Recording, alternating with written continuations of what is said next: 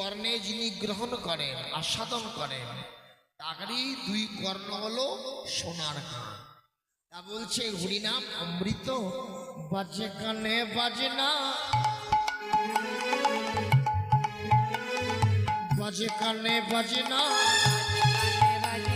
সোনার কান না হলে বাজে কানে বাজে না।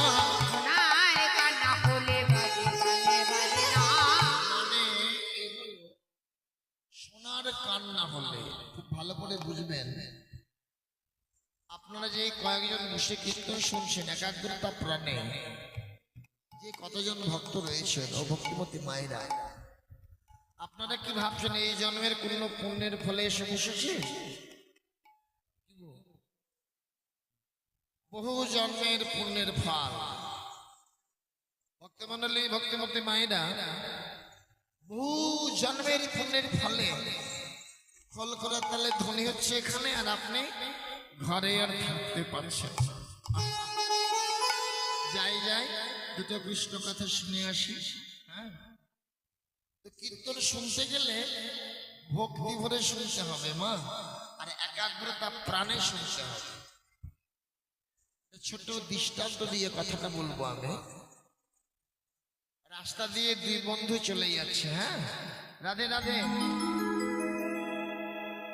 এক বন্ধুকে বলছে, বন্ধু আজকে কীর্তনের ওখানে না কমিটিরা খিচুড়ি খাওয়াবে, চল না খেয়ে আসি। বলে দো তো আমি যাবো না, বড় লোকের ছেলে তো, আমি যাবো না। চল ভাই। হাত ধরে জোর করে টানতে টানতে নিয়ে গেল। আর রাস্তায় যেতে যেতে এদিকে, ওমা এই যে ওখানে তো কীর্তন হচ্ছে না মা, এই দিকটায় ধ্যানটা এদিকে। রাস্তায় যেতে যেতে কি বলুন তো, ওই যে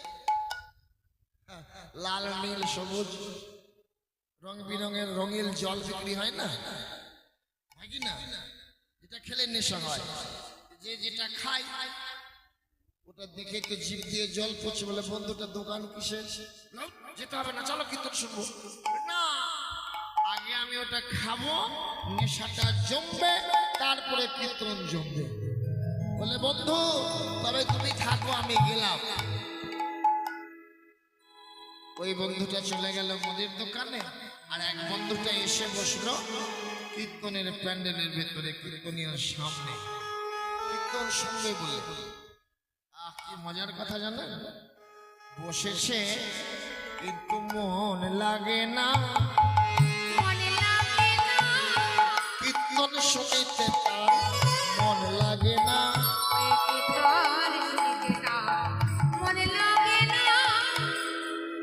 প্রশ্ন আছে এখানে যে কেন মন লাগছে না? বন্ধুর সঙ্গে থাকলে এক বোতল খেতাম না, এক গ্লাস বা এক কাপ তো খেতাম, একটু তো পেতাম।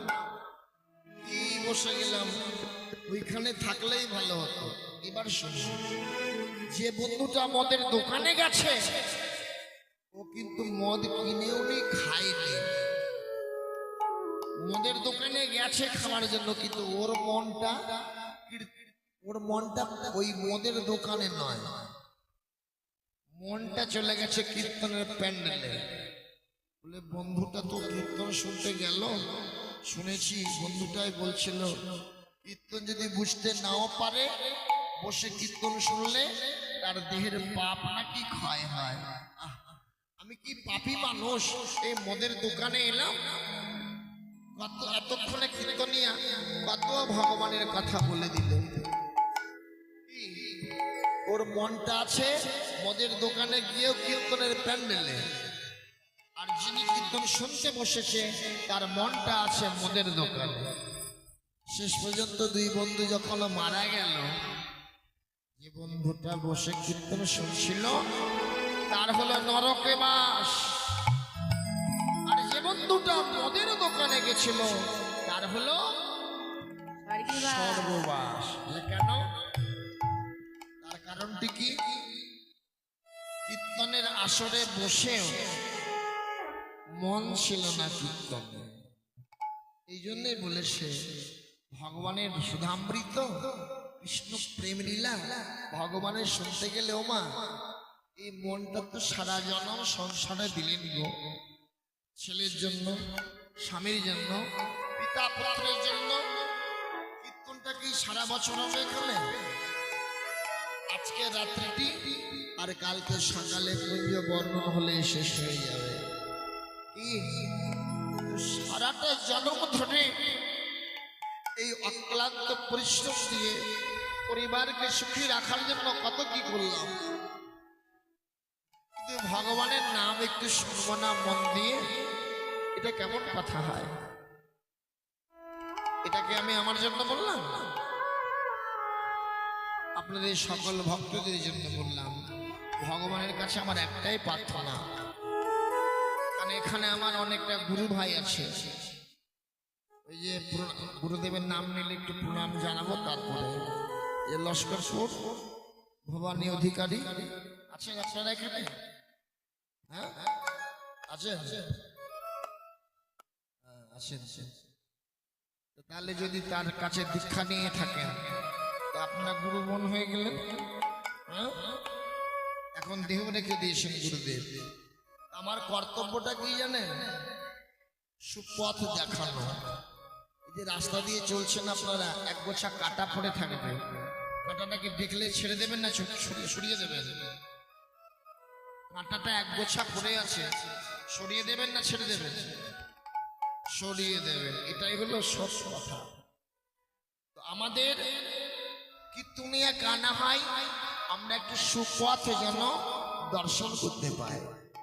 মা এই জন্মে কত কি করলাম, আগের জন্মে কত কি করেছি, এতগুলো পাপের বোঝা নিয়ে বইছি। এত পাপ মুক্তি হবে কিসে? হরিনামের দ্বারা। বলে আমরা হরিনাম করব কখন গো? হরিনাম করার তো সময় হয় না।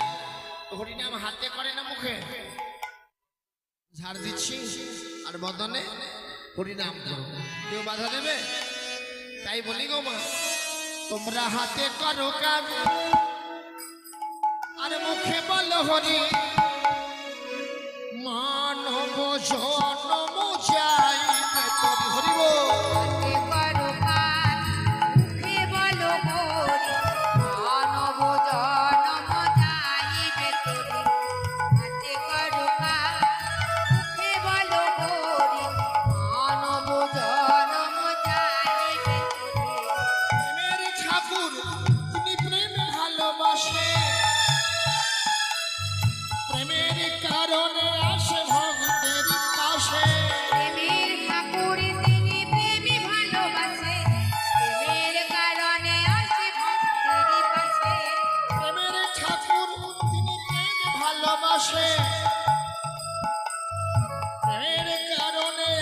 ভক্তের পাশে, প্রেমের ঠাকুর তিনি প্রেমী ভালোবাসে, প্রেমের কারণে আসে ভক্তের পাশে। হাতে করো কাজ মুখে বলো হরি, মানব জনম যাইবে তোরি। হাতে করো কাজ মুখে বলো হরি, মানব জনম যাইবে তোরি। হরি বলো রে, বলো রে, হরি বলো রে, হরি বলো রে, হরি বলো রে, বলো রে, বলো রে, হরি বলো রে, হরি বলো, হরি বলো, হরি বলো ভাই। হরি নাম করার সময় হাই কিনা হায়, বলো হরি বলো,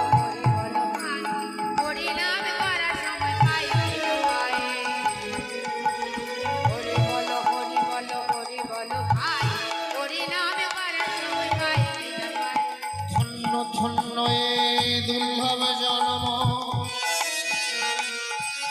আর পাই কি না পাই, কৃষ্ণ ভজে মার সময় পাই কি না পাই।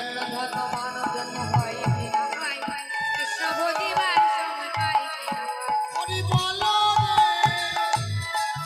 হরি বলো রে, বলো রে, বলো রে, হরি হরি বল।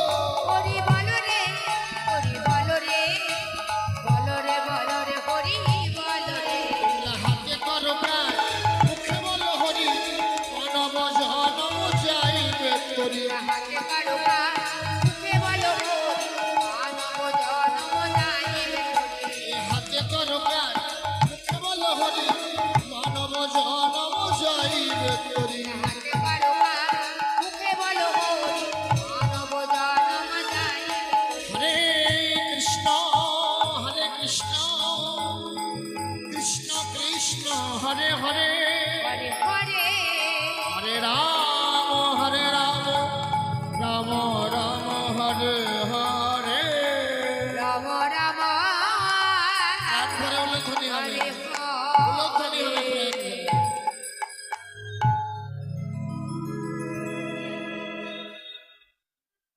খুব ভালো লাগলো মা। ধ্বনিটা হলো ভগবানের জয়।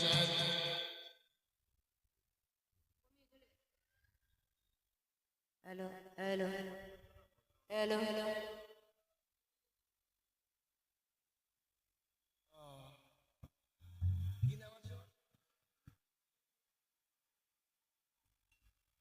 অপূর্ব, মাইক অপারেটর অপূর্ব, তুমি একটু এখানে এসো বাবা।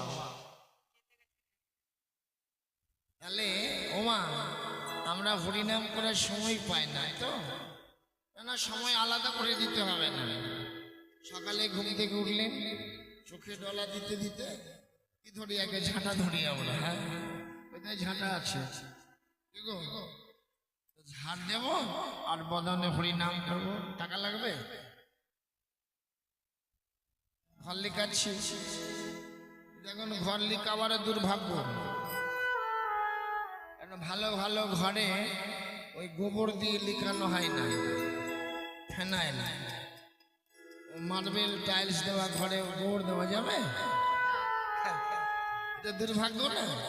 একটা কথা বলি, গোবরে কি আছে জানেন? জানেন জানেন বলবো, শুনবেন? শুনুন, গোমাতার দেহে 33 কোটি দেব দেবীর বাস। গোমাতার দেহে তো সর্বদেব দেবী গাভীর অঙ্গে আশ্রয় নিল। সর্বশেষে দেবসভায় পৌঁছলেন মাতা লক্ষ্মী দেবী। নারায়ণ আগে লক্ষ্মী, তোমরা সবগুলো জায়গা পেয়ে গেলে, আমি কোথায় বাসা নেব? আমাকে তো গোমাতার অঙ্গে থাকতে হবে। আমি লক্ষ্মী, দেখো জায়গা পাও নাকি?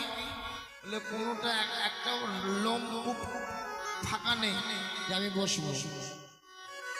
এই বলতে বলতে গোময়, বোঝেন তো? গোময়, গোময় মানে গোবর, গাভী গোময় ত্যাগ করলো। তখন বললেন এই পেয়ে গেছে জায়গা। হ্যালো রাধে রাধে। ছেলেটার মাইক খুব ভালো সার্ভিস দিচ্ছে, বুঝলেন? একবার রসগোল্লার মতো করে দিচ্ছে। হ্যাঁ, কি কথাটা কি ছিল? বাড়িতে বৌমাকে শিখাবি, কথাটা শুনে রাখবে বলে কাকু বলেছিল। আপনারা শিখে রাখবেন, কালকে থেকে করবেন কিন্তু। আসতে রে খোকা, গোমাই পরিত্যাগ করেছে বলে পেয়ে গেছি। বলে কি পেয়েছো? থাকার জায়গা। তখন মাতা লক্ষ্মী দেবী গোবরের মধ্যে আশ্রয় নিল। আর সেই সময় বললেন, যত নারী আছে সূর্য উদয় হওয়ার আগে শয্যা পরিত্যাগ করে ঝাড় ঝাঁটা দেওয়ার পরে যে গোবর ছড়া দেবে তার ঘরে আমি আশ্রয় নেব। নিতাই গৌর হরি। তাই গৌর হরি বল হরি বল। মায়েরা পালন করবেন আমার কথা? হাত তুলুন তো, কারা করবে পালন? আপনারা করলেন না, ভাল লাগলো, কিন্তু করলো না কারা?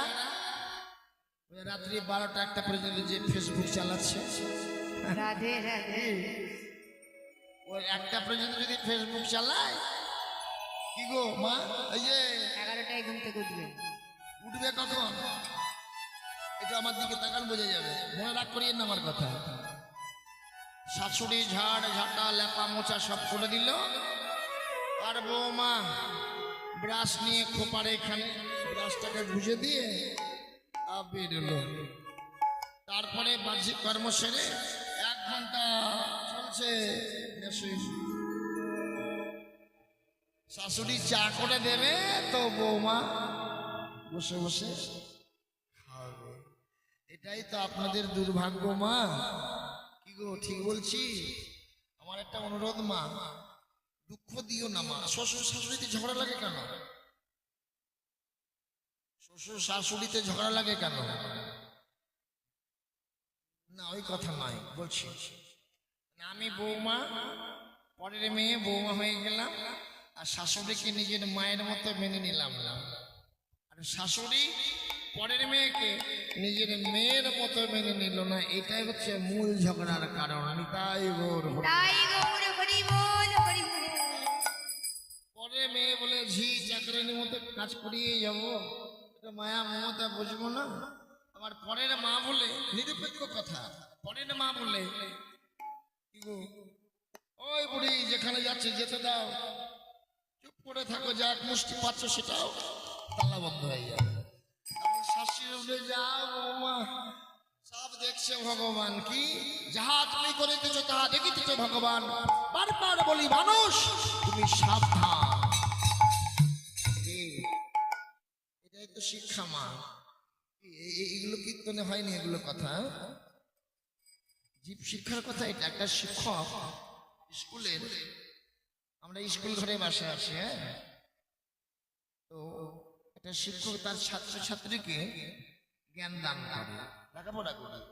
আর এখানে যদি একটা প্রিন্সিপাল বসে থাকে, তাকে কীর্তনিয়ার কাছ থেকে জ্ঞান নিতে হবে। বুঝতে পারছেন? আপনাদের এই শামশের একটু ওই ধারে মতিগঞ্জ আছে না, মতিগঞ্জে কীর্তন করছিলাম আমি এইরকম রাস্তার ধারে। আর ওই শামসি কলেজের একটা প্রফেসরের বাড়ি হচ্ছে কলকাতা, হাওড়া উলবেড়িয়ায়। কীর্তনে এইরকম একটা খুব গুরুত্বপূর্ণ বিশ্লেষণ ছিল। আপনি রাস্তা দিয়ে যেতে যেতে থাকতে না পেরে রাধে রাধে উনি আস্তে আস্তে এক পা দু পা করে প্যান্ডেলে প্রবেশ করলেন, মনোযোগ সহকারে কীর্তন শুনছেন। কীর্তনিয়াকে সবাই টাকা দিয়ে দিয়ে প্রণাম করে না, সবার শেষে উনি এসে 100 টাকা দিয়ে আমাকে প্রণাম করছেন। বলে আপনার বাসা কোথায়? বলে আমার বাসা বলে তো নাই কিছু। বাসা নেই মানে এখানে বুঝে নিয়েছে, এখানে যার ঘরে থাকছেন সেখানে যাবে। অনেক আলাপ আলোচনা হলো, শেষে বললেন আপনার এই কীর্তনের ব্যাখ্যাটা আমি গিয়ে আমার বাবাকে বলবো, আর ওখানে আমি কীর্তন করাবো। প্রতিবার কীর্তন করাই হাওড়া উলবেড়িয়ায়। কিন্তু দুর্ভাগ্য, ওনার বলা হলো কিন্তু আমার যাওয়া হলো না। কেন? যে সময় ডাকে সেই সময় অন্য জায়গায় কীর্তনের নিমন্ত্রণ নেই। হ্যাঁ গো মা, তো কীর্তন হচ্ছে জীব শিক্ষার কথা। যে কীর্তনে জীব শিক্ষা নেই, যে কীর্তনে জীব শিক্ষা নেই, যে কীর্তনে সমাজ শিক্ষা নেই, সেই কীর্তন কীর্তন নয়। মেরুদণ্ড বোঝেন তো? মেরুদণ্ড আপনাদের প্রত্যেকের পিঠের উপরে এটা লম্বা বুটি বুটি শিরদানা হাড় আছে না, হাড়, ওটাকে মেরুদণ্ড বলা হয়। ওই মেরুদণ্ডটা যদি না থাকে বা ভেঙে যায়, তোমরা বল পাবেন, শক্তি পাবেন কোনো কর্মে। তা আমরা কি করেছি কীর্তনিয়ারা জানেন? এখানে বলে নয়, প্রায় জায়গাতে বেশিরভাগ কীর্তনিয়া কীর্তনে যে মেরুদণ্ডটাকে সেটাকে ভেঙে চূর্ণ বিচূর্ণ করে দিয়েছি। আসল কীর্তনটাকে আমরা ধরে রাখতে পারি না। এর ফলে কি হয়? বৈষ্ণব পদাবলীকে অবমাননা করা হয়। শুধু বৈষ্ণব পদাবলীকে অবমাননা করা হয় না, স্বয়ং গৌরাঙ্গ মহাপ্রভুকে অবমাননা। হ্যাঁ, তো কি বলছিলাম? দুর্লভ জন্ম। ওমা, যে জন্ম, আপনারা একজন তো আমাকে হাত তুলে বলুন, একজন এতগুলো ভক্তের মধ্যে একজন তো বলুন যে এইবার মরে আবার মানুষ কুলে জন্ম নেবেন। বলুন দেখি কি আছে, কার বুকের পাটা আছে? সবকিছু বুক ঠোকে বলুন আমাকে যে মানুষ কুলে জন্ম নেব। কেন পারবেন না? বলতেই পারবে। আমাদের মানুষের কর্ম ভালো নয় রে, মানুষের কর্ম ভালো নয় রে। মায়েরা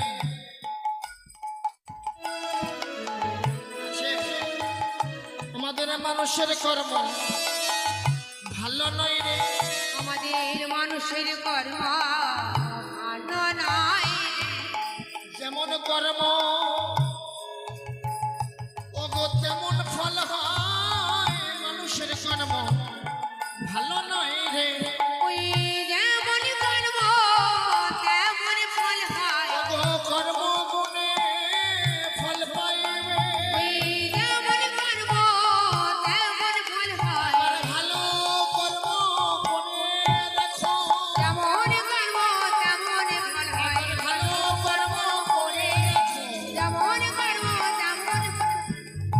মানুষের কর্ম ভালো নয় রে। ভক্তিমতী মায়েরা, আপনারা বলুন তো কর্ম বড় না ধর্ম বড়? বলুন বলুন, কর্ম বড় না ধর্ম বড়? অনেকে বললেন কর্ম বড়। কর্ম বড় নাকি? আচ্ছা, গরু উত্তরটা আমি দিচ্ছি। বলেছে কর্ম বড়। আমি এখন কীর্তন করছি, আর সকালবেলা 2-4টা খাসি বকরি নিয়ে নিব, ছাগল, আর কেটে কেটে মাংস বিক্রি করবো, আপনাদেরকে দেব। এটা তো কর্ম না? ও দাদা, আপনি কেন আসেন তো? থাকুন ওখানে বসে। আজকে কীর্তন শেষ করে রাত্রেবেলা একজনের বাড়িতে চুরি করতে ঢুকবে, ওটা তো কর্ম। যাবেন আমার সঙ্গে চুরি করতে? বলবেন হ্যাঁ কি না? যাবেন না? যাবে না। কর্ম, এটা তো চুরি করা কর্ম। কর্ম বড়। কি কর্মটা বড়? না ধর্ম যুক্ত কর্ম বড়। নিতাই গৌর। তাই গৌর হরি বল, হরি বল। আমরা ধর্মযুক্ত কর্ম করতে জানি না। অফিসে চাকরি করি, কলমে ডোগা দিয়ে খাতা কলমে এতটাই চুরি করে বসলাম, অন্তত 6 মাস 1 বছর বসে খাওয়া যাবে।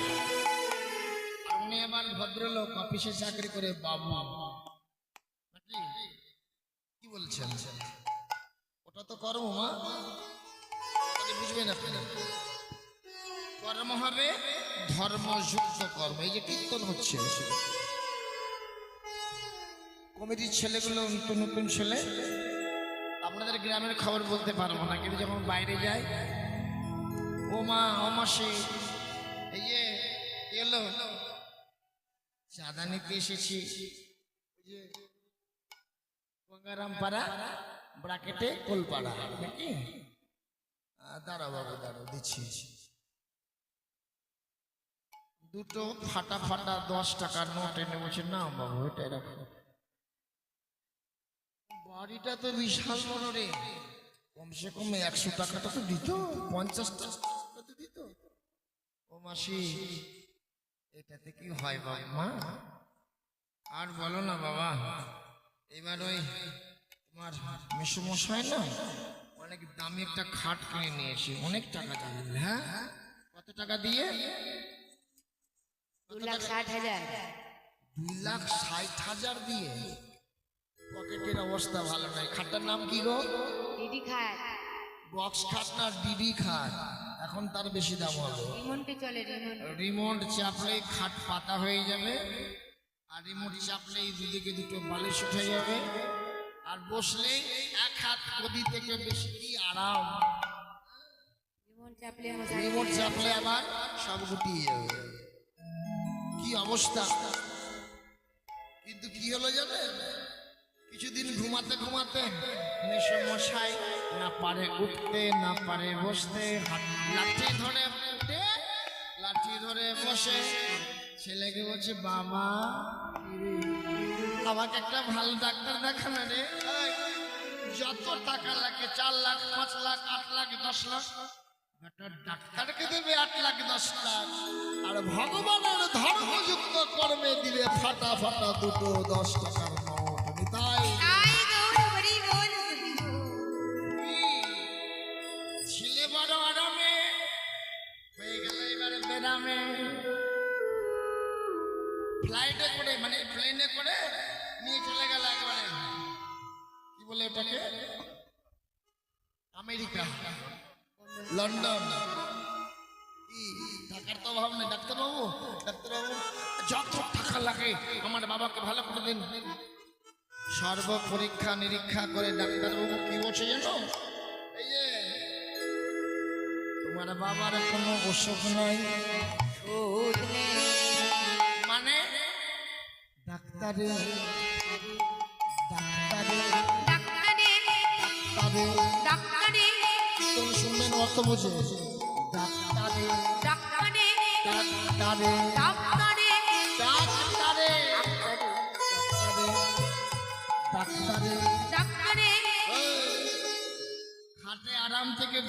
ডেকেছো কোনদিন ডাকুনি ভগবান বলে? নিতাই গৌর হরি বল। বল হরি বল রাধে রাধে। আরাম থেকে ঘুমিয়েছো ডাক্তারে? কাকে? ডাক্তারে মানে ভগবানকে ডেকেছো? বলে কোনদিন তো ডাকিনি। এই যে বাকি যে কটা দিন বেঁচে থাকবে তোমার বাবাকে বলবে ভগবানকে ডাকবে, কোনো অসুখ নেই। যদি ভালো করতে পারে তিনি করবেন। আর ঘুমাচ্ছিল কিশোরে? হাটে ও ডিডি খাটে। শোন শোন শোন, আজ থেকে মাটিতে মাদুর পেতে দিয়ে মাথায় কিনা বালিশে ঘুমাবে। তাই গৌর হরি বল হরি বল। কি হবে জানিস? সুখে সুখে মরবে, সুখে মরবে। সুখে সুখে মরবে। ওই সুখে সুখে মরবে। ওই মাদুর পেতে ঘুমাইবে, সুখে সুখে মরবে। কতই পেটে ঘুমাইবে সুখে সুখে মরবে। বললেন, কথা মনে থাকবে আমার? কর্ম ধর্মযুক্ত কর্ম।